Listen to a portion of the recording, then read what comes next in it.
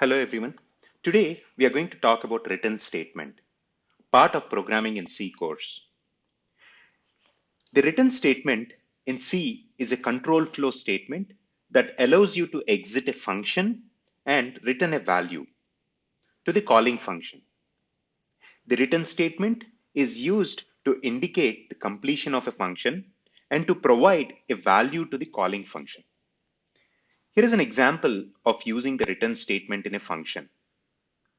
In this example, the function square takes an integer as an argument and returns the square of that integer.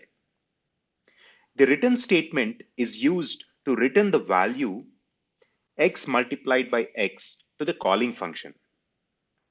In the main function, the variable result is assigned the value returned by the square function, which is 25.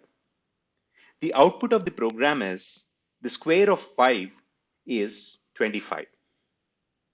A function can also return no value. In that case, the return type of the function should be void.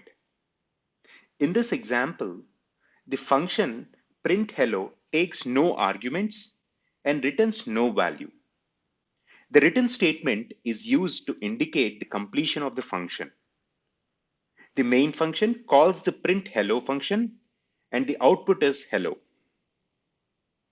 The return statement can also be used inside a function to exit it immediately without executing the remaining statements.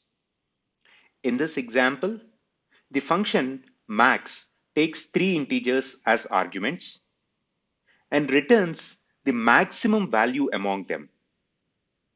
The return statement is used inside the function to exit it immediately when a maximum value is found, without executing the remaining statements. The main function calls the max function and the output is the max value is 30.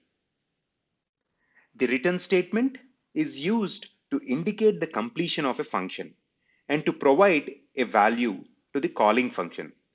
It is also used to exit a function immediately without executing the remaining statements. Hope this was helpful. Thank you for watching.